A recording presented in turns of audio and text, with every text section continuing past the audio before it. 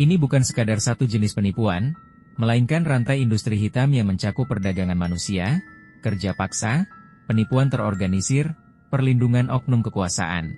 Seluruh sistem dijalankan dengan kekerasan, utang, dan kontrol ketat. Bahkan orang awam pun langsung bisa mengerti.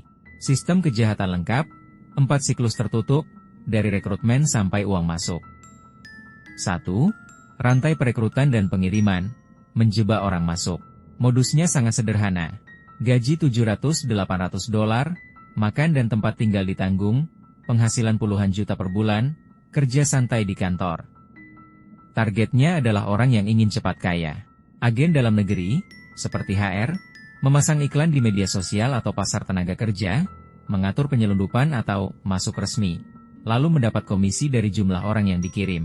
Begitu masuk, langsung kehilangan kendali, ponsel dan paspor disita, dipaksa menandatangani utang 50-100 juta rupiah, disebut biaya perjalanan pelatihan.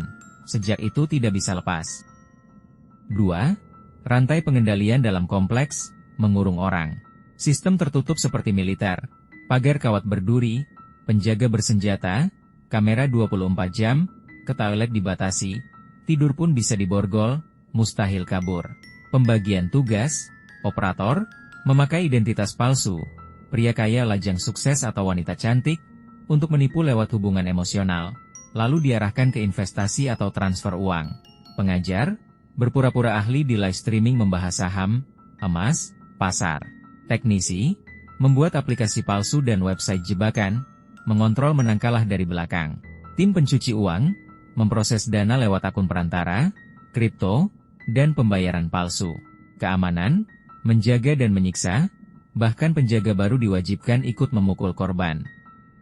3. Rantai eksekusi penipuan, memeras habis-habisan. Target kerja sangat tinggi, kerja 16 jam sehari, target dari puluhan juta naik jadi ratusan juta. Gagal sama dengan hukuman. Skrip standar, tambah teman, bangun hubungan, pura-pura jatuh cinta. Setelah percaya, tawarkan investasi internal, jamin untung, arahkan transfer, sistem atur kalah, habiskan uang korban, paksa pinjam lagi. Kombinasi penipuan asmara tambah penipuan finansial, tidak hanya menargetkan anak muda, tapi juga orang tua dan pengusaha kecil. 4. Pencucian uang dan perlindungan, agar sistem tetap berjalan. Sistem pencucian uang, dana dipecah menjadi transaksi kecil, dialirkan lewat akun-akun, lalu dikonversi ke aset atau uang tunai. Perlindungan lokal, bekerja sama dengan milisi atau pejabat, membayar uang keamanan, sehingga aparat tidak berani masuk. Integrasi judi tambah penipuan, uang hasil penipuan masuk ke kasino untuk dicuci, lalu diputar lagi, keuntungan berlipat. Kekerasan terhadap pekerja, fakta nyata, fisik tambah mental. 1. Hukuman fisik, detail nyata. Tidak capai target, dipukul 5-20 kali dengan cambuk, sabuk, atau tongkat berduri. Membangkang mencoba kabur, diberi hukuman listrik, dimasukkan ke kandang atau sel air berduri, tidak diberi makan minum. Pelanggaran berat, hukuman fisik yang sangat berat, dipukuli sampai luka parah, dikirim ke rumah sakit gelap. 2. Penindasan mental dan ekonomi. Perbudakan utang, utang tidak pernah lunas, gaji dipotong habis, dipaksa terus menipu untuk melunasi. Penghancuran mental, kerja 16 jam tanpa istirahat, dihina, dimaki, dipaksa menyerah secara mental. Sistem jual beli manusia, pekerja yang tidak berguna dijual ke kompleks lain, harga tebusan makin mahal, hingga miliaran rupiah. 3. Nyawa tidak berharga. Tertangkap saat kabur, menghadapi risiko yang sangat fatal. Sakit atau luka, tidak diobati, dibiarkan. Harga di dalam kompleks sangat mahal. Contoh, minuman dijual sangat mahal, bahkan ada biaya udara, membuat korban tidak punya daya melawan. Mengapa sistem ini bisa ada? Permintaan besar, Asia Tenggara biaya rendah, populasi besar, keuntungan penipuan sangat tinggi, miliaran dolar per tahun. Kekosongan hukum, beberapa wilayah Myanmar Kamboja tidak stabil, korupsi tinggi, kontrol pemerintah lemah. Rantai lintas negara, perekrutan di satu negara, operasi di negara lain, pencucian uang lintas negara. Kelemahan manusia, memanfaatkan keinginan cepat kaya, tekanan, ancaman kekerasan. Pesan inti untuk masyarakat awam, ingat satu kalimat. Semua tawaran kerja di luar negeri dengan gaji tinggi, fasilitas lengkap, dan proses cepat, apalagi lewat jalur ilegal atau visa turis, itu jebakan.